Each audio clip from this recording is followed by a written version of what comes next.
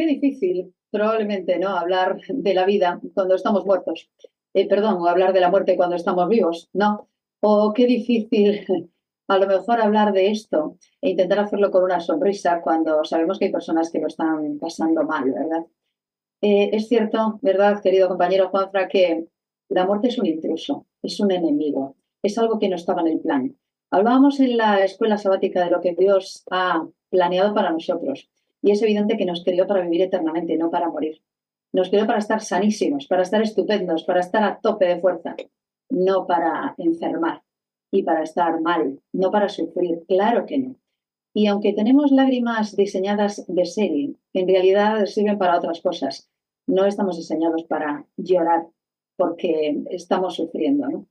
Pero a partir de ahí, sabiendo todo esto, como no nos queda otra que pasar por esta travesía llena de enfermedad y de muerte, pues tendremos que intentar aprender un poco del asunto y llegar a alguna conclusión que nos sea útil y que además dé un poco de luz a tanta oscuridad sobre este asunto. Me gusta mucho que empezara el pastor hablando de cómo se planteaban el tema de la vida y la muerte en otras culturas, ¿verdad? Y ha contado alguna cosa que yo ya sabía, pero ha contado algunas que no sabía. Y la verdad es que me resulta muy interesante comprobar cómo en realidad para todas las culturas a lo largo de la historia la muerte ha sido un misterio y todos estaban buscando, y seguimos buscando, ¿no? La salida a la muerte, como sea, y con las herramientas que tengamos o aquellas que incluso nos podamos inventar que pueden servir para algo, ¿no? Me resulta curioso eso de pesar los corazones. Es una idea muy interesante porque también es bíblica, ¿no? Esto de pesar los corazones de la diosa egipcia. Qué curioso asunto.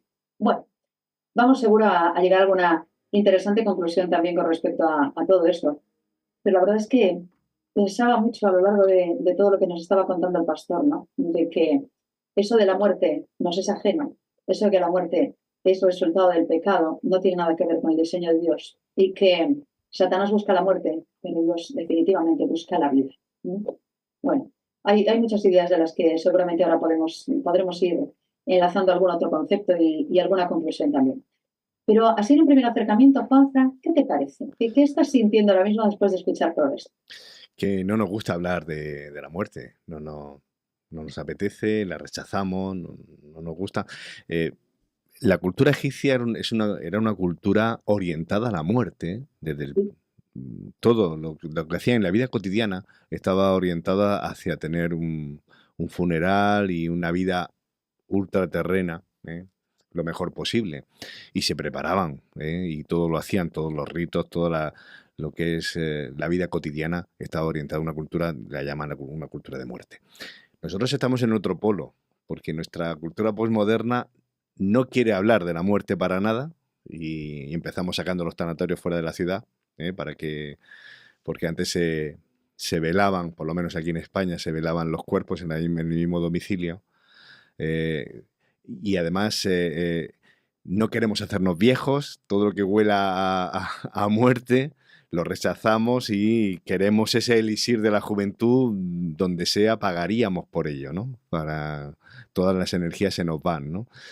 Como no queriendo asumir esa realidad, ¿no? Incluso qué hemos hecho con los abuelos, con la gente más mayor, que antes a lo mejor tenía un papel predominante o protagonista, y yo creo que hoy en nuestra sociedad no está considerada, ¿no? Este viejo que dice, ¿no? Déjalo que es un viejo que no sabe que ya chochea, ¿no? Ya no sabe lo que... Y ya no recurrimos a los más ancianos para que nos cuenten historias. Estoy hablando en general, ¿no? Tal vez por eso.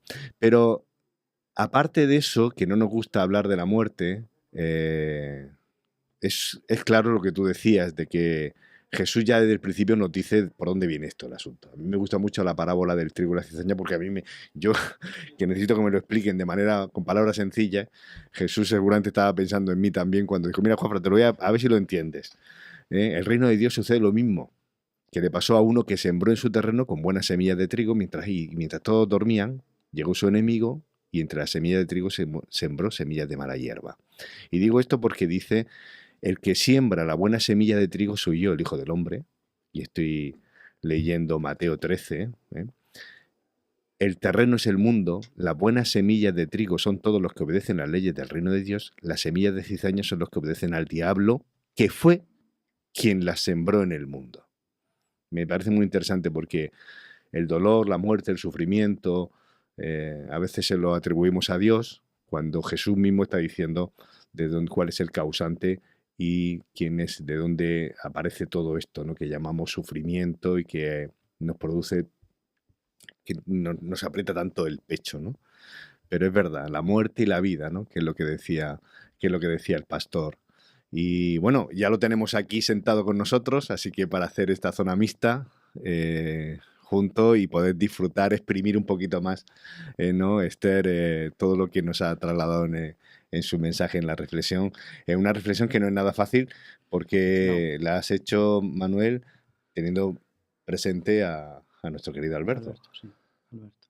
Sí, no ha sido fácil, pero bueno, finalmente lo que se trata es de poder recordar nosotros mismos la esperanza bíblica, las promesas de Dios, la experiencia de Jesús que produce en nosotros vida eterna.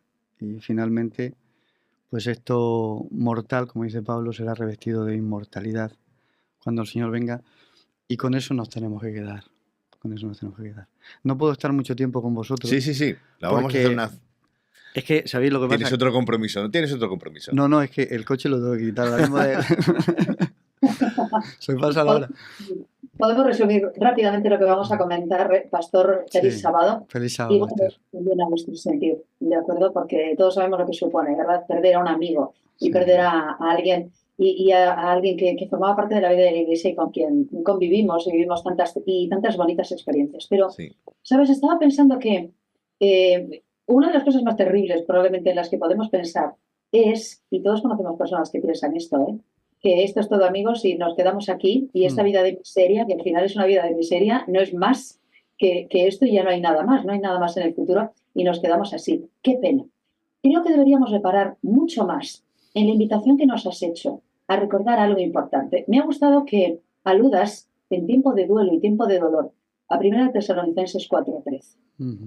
Que recordemos que nosotros, claro que nos entristecemos porque estamos perdiendo un amigo, claro que nos entristecemos porque la muerte nos es ajena, pero nosotros nos entristecemos de una forma diferente. Diferente, sí. Hay que recordar esto, pastor. Incidamos en ello, por favor. Sí, así es. ¿De qué manera es diferente nuestra tristeza? ¿De qué forma? Sí, evidentemente, cuando uno tiene la esperanza, es como cuando uno se despide de alguien. Oye, nos veremos pronto, ¿no? Tenemos esa confianza y esa esperanza, ¿no? Cuando uno no tiene pues la esperanza en sí, cuando uno no vive de la misma manera, y de hecho siempre se dice, la esperanza es lo último que se pierde, porque cuando uno ya no tiene esperanza, ¿a qué aspira? Mira, no tiene motivación. Y esto lo podemos ver en personas que están pasando una depresión. No tienen esperanza, todo es un asco, esta vida no vale nada, o sea, incluso no rinden, o sea, no son productivos. Entonces, la esperanza a nosotros, digamos que es el motor que nos ayuda a seguir en este mundo a pesar del dolor, a pesar de las circunstancias. Nosotros creemos que hay un mundo mejor, creemos que hay una vida eterna y que cuando Cristo venga, los muertos en Cristo van a resucitar. Claro que sí. Entonces, eso nos ayuda y además nos permite prepararnos para decir, oye, yo quiero estar allí porque quiero nuevamente estar con los míos. Yo quiero estar allí. Y eso tiene que ser un aliciente para prepararnos nosotros. Recuerdo un sermón de no hace mucho tiempo en el cual hablabas un poco de la demora. Que hablabas La demora un poco aparente, la aparente demora. De que todos saboreamos la amargura, ¿no? De la pérdida, de la despedida, del sinsabor, de la tristeza, del dolor que supone perder a alguien cercano. En un contexto de creyentes en el que, vale, yo tengo la esperanza, pero el Señor me dice pronto, voy a venir pronto, y sin embargo vemos que sigue habiendo demora. ¿Hasta cuándo? ¿Hasta cuándo? Nos preguntamos los creyentes, ¿no? De a pie. Sí. Bueno, eso nos lo preguntamos nosotros y se lo preguntaron a algunos personajes bíblicos, ¿no? ¿Hasta cuándo, Señor? ¿Hasta cuándo? Sí, es una pregunta humana y es una pregunta, pues evidentemente, que clama un poquito a desesperación. Señor, ¿hasta cuándo? Estamos cansados de estar aquí. Estamos cansados. Pero bueno, el día y la hora nadie lo sabe. Dios en su sabiduría sabe cuándo va a venir a por nosotros, pero lo importante es que estemos preparados, porque lo que sí tenemos que aprender cuando pasamos por estos momentos difíciles es que la muerte nos puede sorprender en cualquier momento. Ujú. En cualquier momento. Yo estoy seguro, y lo dije en el funeral, Alberto no esperaba esta situación. Estoy seguro, no lo esperaba. Y a muchos de nosotros nos puede pasar lo mismo.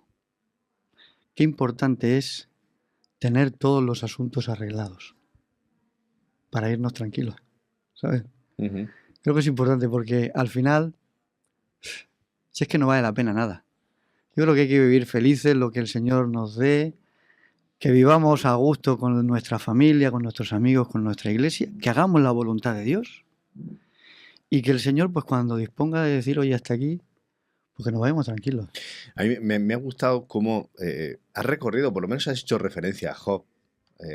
Fíjate que siendo el primer libro de la Biblia, el más antiguo, el primero en ser escrito, el tema al cual recurre el escritor, o para que Dios inspira al Ujú, escritor, es el tema del dolor, ujú, de la pérdida, ¿no? sí.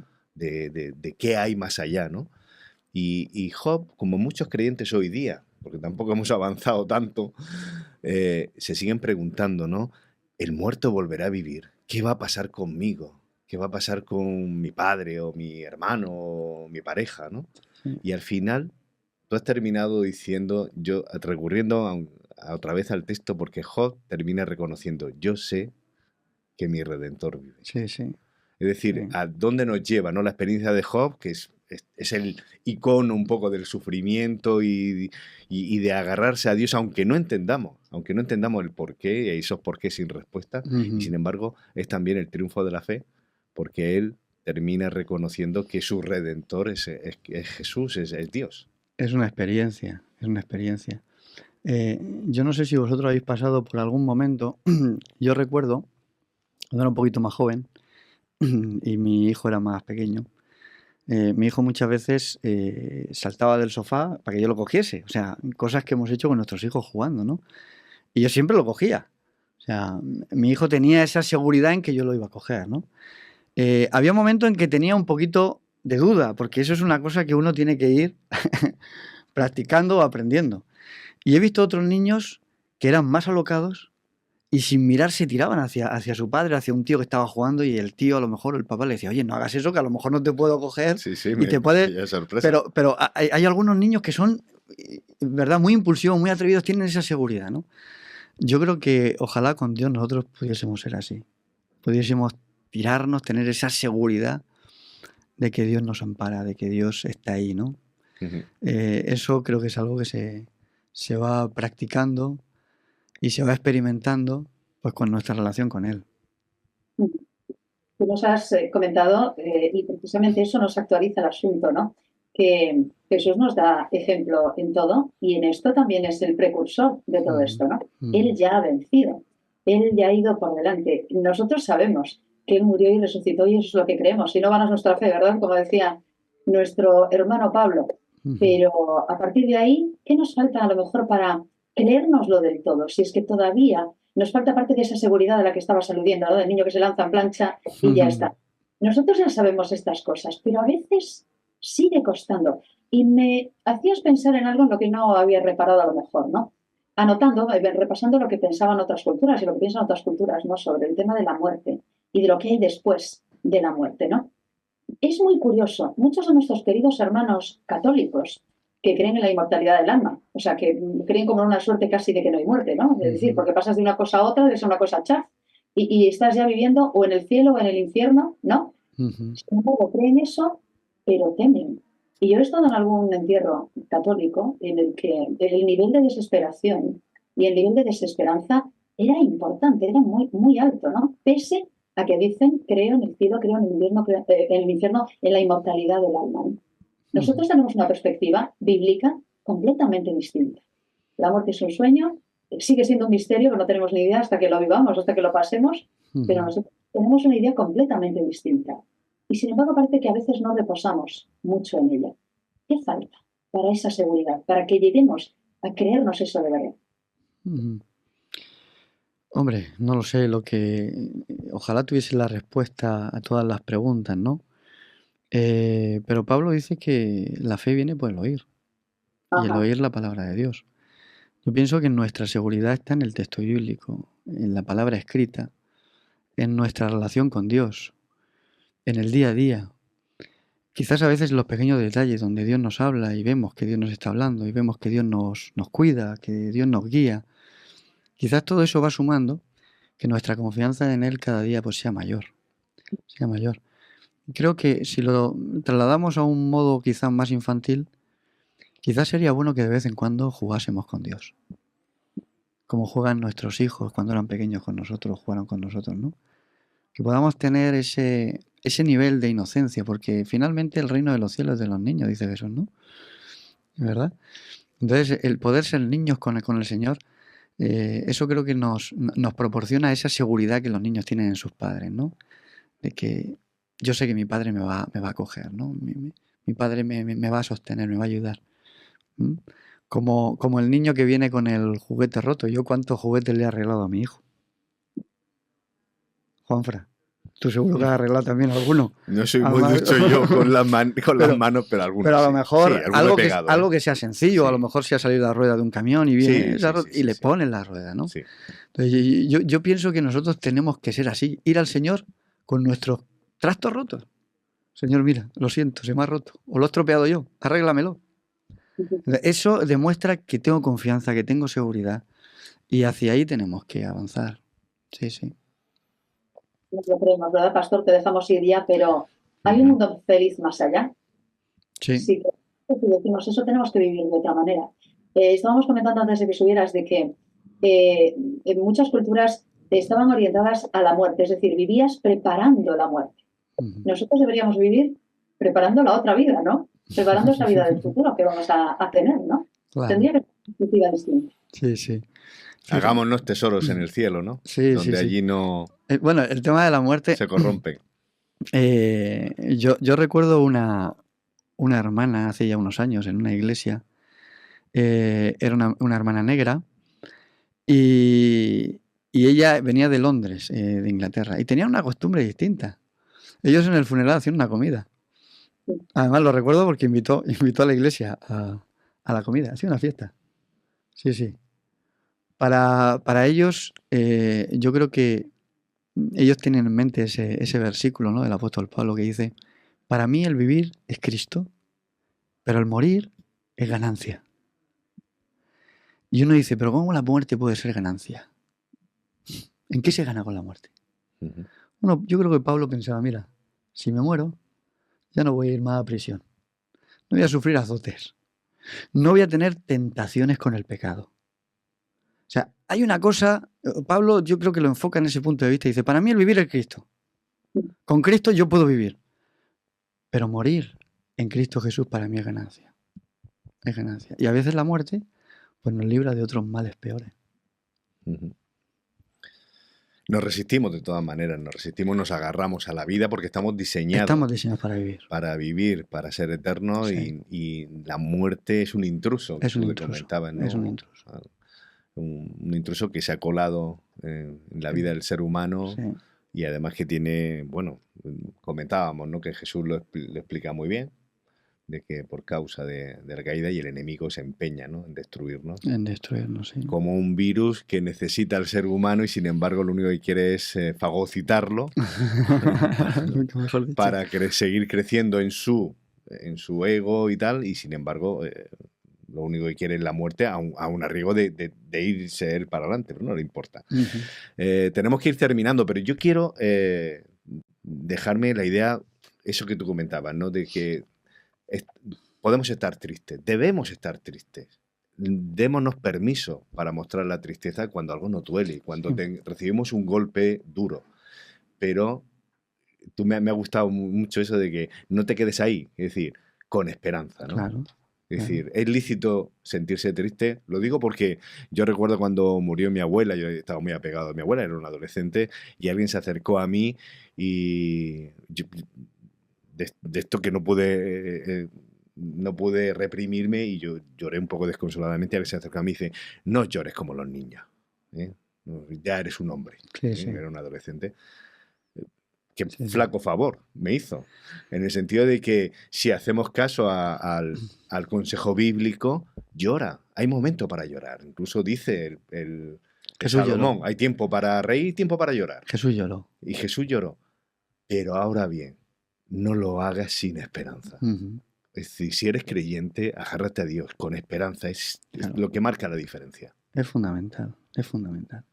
Sí, sí. Creo que es la forma en la que debemos vivir como creyentes, como cristianos, y es la mejor. Es la mejor. Porque vivir sin esperanza en este mundo, pues qué dramático. Reíd con los que ríen, ¿verdad? Y llorad con los que lloran. De manera que Exacto. nos condolemos también con aquellos que estáis pasando por este proceso de duelo. Y de todas formas lloramos con esperanza, porque sabemos que la muerte ha sido vencida y llegará el momento en que digamos dónde está, oh muerte, tu aguijón, ¿verdad? ¿Dónde está, oh sepulcro, tu Tu victoria? victoria. Pues en eso creemos y eso es lo que nos da esperanza para seguir y para, bueno, recordar que al lo veremos pronto, como veremos a todos aquellos que se han ido antes y aquellos que nos iremos quedando por el camino hasta que Jesús pues vuelva y sea el momento efectivamente que venga a recogernos para vivir eternamente con Él.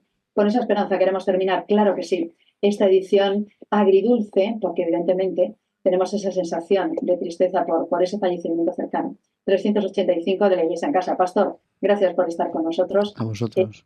Que sigamos siendo transmisores también de mensajes de paz y de mensajes de esperanza también en momentos como este. Gracias por tu sermón también y tu mensaje esta mañana. Juanfra, compañero, gracias también por esta edición que hemos llevado también. Julián, gracias también por ese trabajo en la sección técnica que es tan importante, que es fundamental para que esto funcione, y a todos aquellas que nos habéis acompañado también. Esperamos que sigáis viviendo con la esperanza de poder vernos todos allá. Allá nos están preparando algo precioso y vamos de camino. Así que adelante, sigamos y sigamos luchando también. La próxima semana, 10 de la mañana, volveremos a reunirnos aquí en la Iglesia en Casa. Cuidaos. Amén. Chao, un Feliz beso. Feliz semana. Hasta luego. Hasta luego.